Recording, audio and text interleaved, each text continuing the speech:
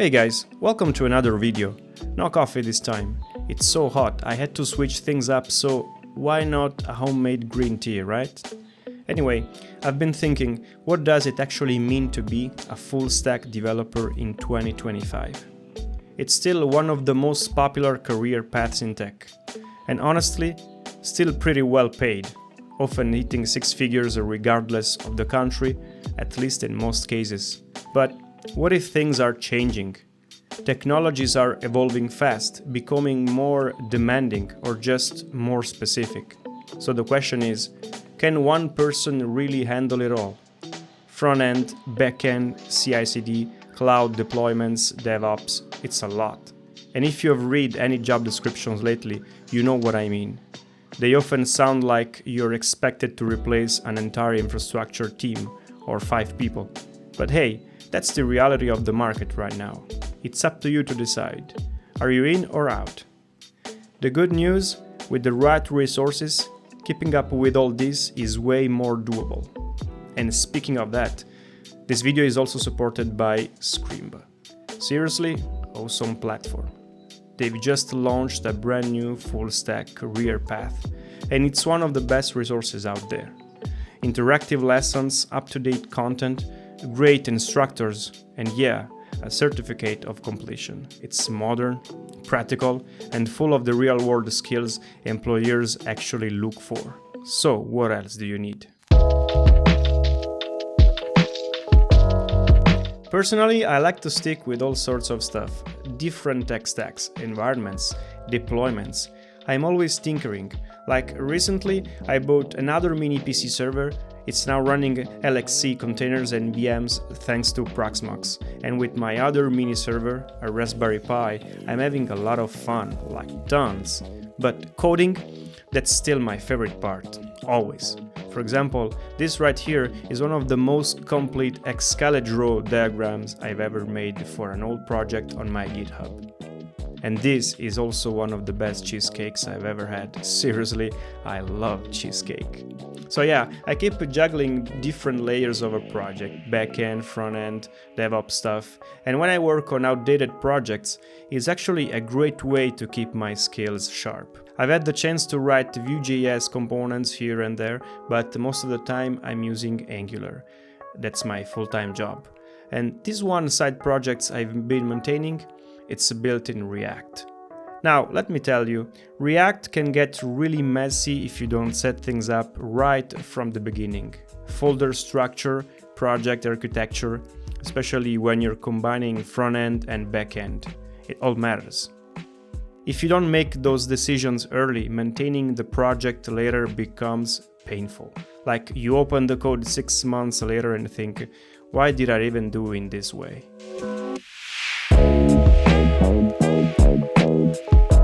There's something I just don't get, and maybe you've noticed it too.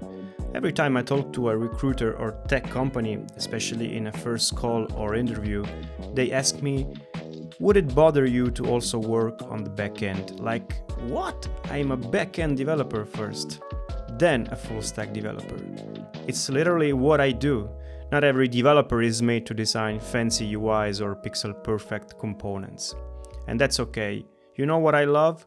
Logic, structure, systems, things under the hood. It's like with cars. Some people love how they look, but others are obsessed with the engine. And you know what? The engine is what makes the car work. You don't see it, but that's where the real magic happens. Same with software. Backend is the engine. The UI, that's the interface, the friendly dashboard to interact with it. Also, my resume literally says full-stack developer, not front-end enthusiast who might be convinced to touch backend if you're polite enough. And honestly, I think most developers today should at least be comfortable with backend basics.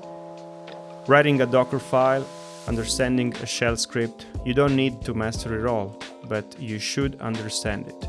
Even if you're going to copy-paste stuff into an AI tool or wherever, fine, but at some point you'll need to know what it's doing, because trust me, sooner or later it's going to be your job to fix it. Alright, so this Java Spring plus Kafka microservices project is something I really wanted to have on my GitHub. Kind of a reference setup. Nothing huge, but solid basics. As you can see, there are just a few lines in the Docker Compose to build the services. I've got Zookeeper and Kafka set up, and each microservice is running in its own container. Initially, I tried doing it wrong. I was packaging all microservices into a single image. Yeah, bad idea. Running separate backends on different ports inside one image got messy fast. So I decided to break it down properly. One image per microservice, as it should be. Now, what I want is a simple shell script to push all those images to Docker Hub, one for each microservice. Just something I can reuse whenever I update. Let's move to my mini PC now. I'm going to connect through Tailscale VPN so I can jump into my home network.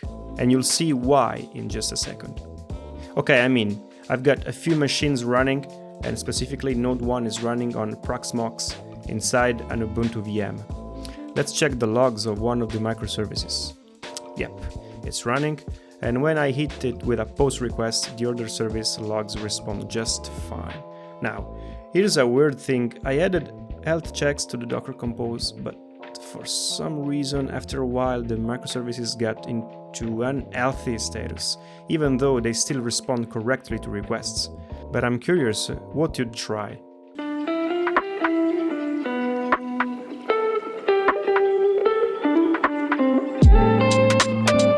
Alright guys, that's it for today, or better said, enough coding and tech talk for now. I hope you found the video both useful and enjoyable.